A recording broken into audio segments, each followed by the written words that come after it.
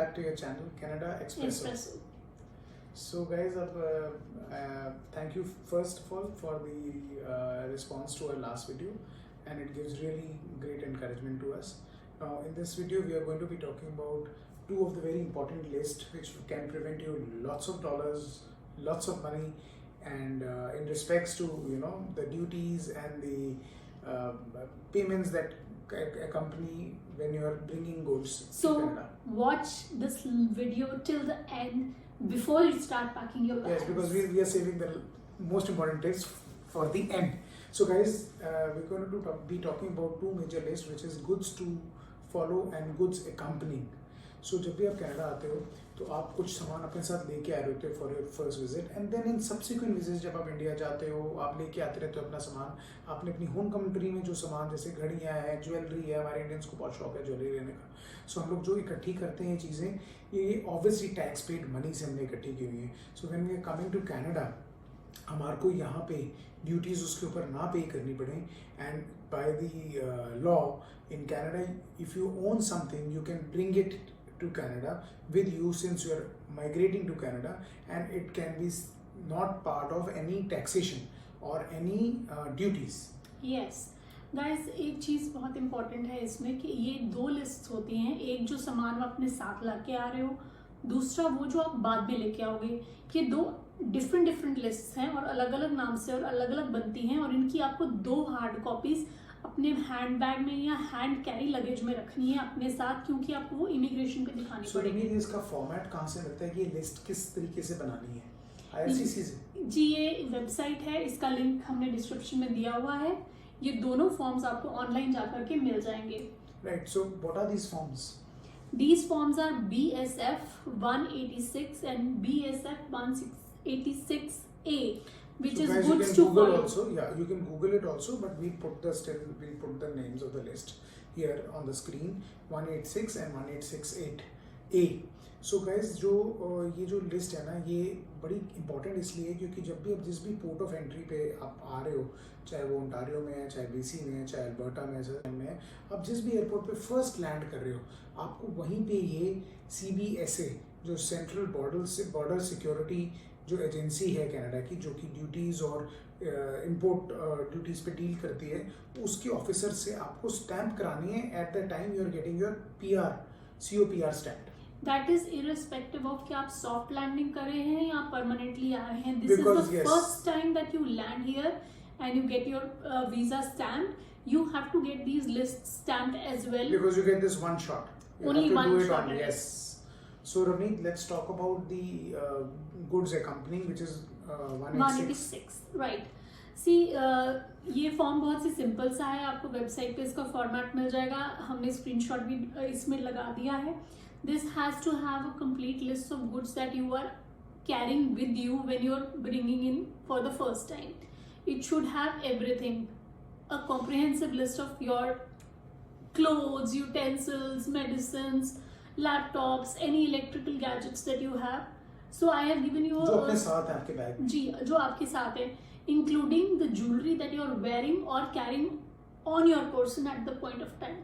See, jewelry का ऐसा है कि ज्वेलरी के लिए आपको जो भी आप पहन के आ रहे हो या आप लेके आ रहे हो, उसके लिए आपको एक लिस्ट बनानी है उन सब चीज़ों की.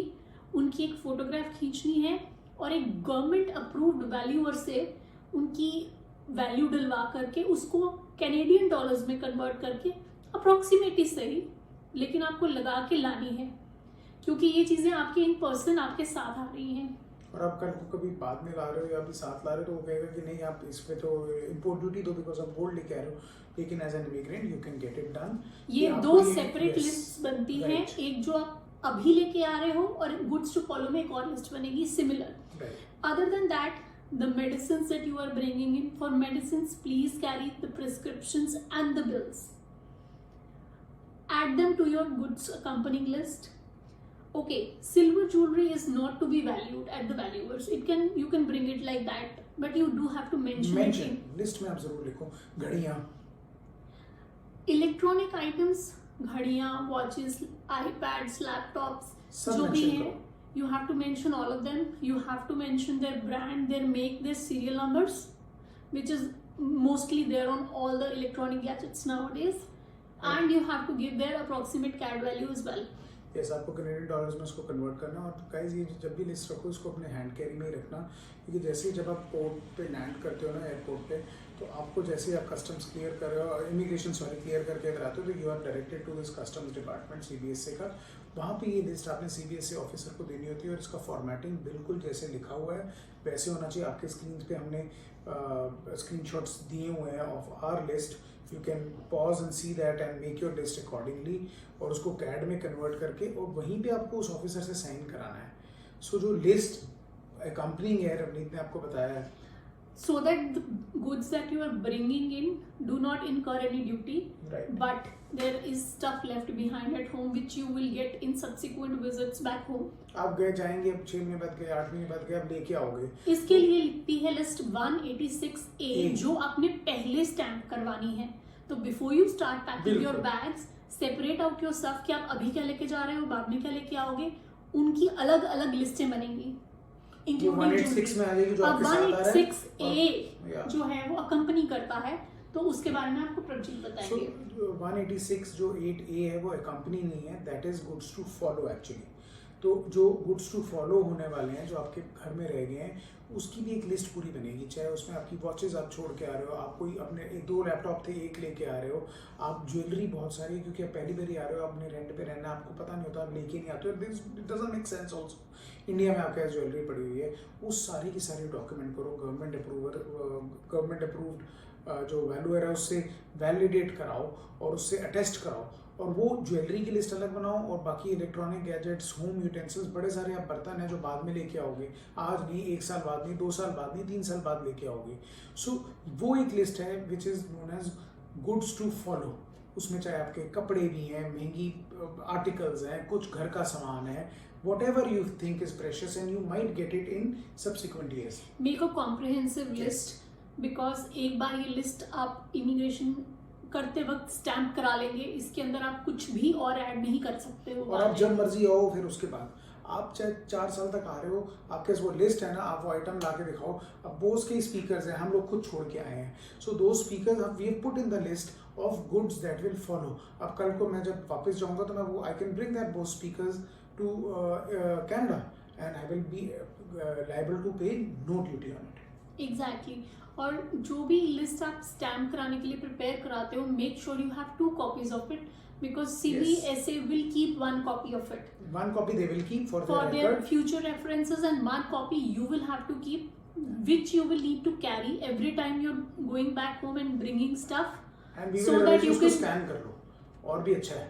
कई बारी copy yes, you should have a hard copy saved somewhere, but you will have to carry it physically, stamped copy, right, so that you can verify your goods and you have to pay no duty on the कई लोग जैसे हमारे कई boxes आए थे, right? हाँ जी, हमारे कई बॉक्सेस आए थे, तो वो बॉक्सेस हमारे यूपीएस से आए थे, लेकिन they were part of the goods to follow list, तो उस पे हमें कोई भी टैक्सेशन नहीं हुई। ओके। एक चीज और इम्पोर्टेंट है, इसके इन लिस्ट के अंदर आप कोई भी असेट्स नहीं डाल सकते हो। हाँ, यस। प्रॉपर्टी, घर नहीं, वो आपकी कैश, इन्वेस्टमेंट्स, ये सब चीजें आप इन लिस्ट में नहीं डाल। फर्स्ट टाइम अपनी यहाँ पे इनकम टैक्स रिटर्न भरेंगे पूरे साल की, उस टाइम आपको डिक्लेयर करनी पड़ेगी। और उसके लिए फॉर्म होता है CRA T1135, which you will central revenue agency है जो यहाँ पे टैक्सेशन का करती है। जब अपनी फर्स्ट रिटर्न फाइल करोगे तो आप उसमें मेंशन कर दोगे, तो फिर उसके बाद आप चाहे 20 साल बाद भी वो प्रॉपर्टी वहाँ से इंडिया से बेच कर आप उसका फंड्स इधर ला रहे हो, it will attract more tax. एक चीज और हो सकती है, जब आप इमिग्रेशन पे आएंगे कि there is no certainty that you will be asked for these list. The immigration officer may not ask you for these, but for your own future reference you must present these lists and get it stamped. Yes. ये भी हो सकता है कि वो आपको वो form दोबारा भरने के लिए कहें, क्योंकि हमारे साथ भी ऐसा ही हुआ था। Our rules to follow list was not comprehensive, और जूलर ने आगे पीछे कर दी थी articles, so they were not able to comprehend, so we had to spend a good amount of time there trying to make them understand how the things were in order. You guys will thank us to get these 2 lists, और उसमें document कर दो। And mark my words that jewels to follow list is important, because Indian ladies के पास बहुत jewellery होती है। Yes.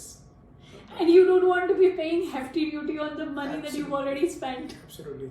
So guys, I hope today's Yes. vlog was helpful for you and you will keep an account of these two lists.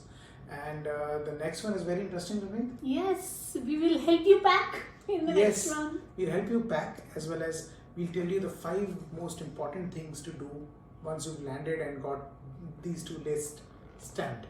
We'll see you in the next one then. Bye Bye bye. bye.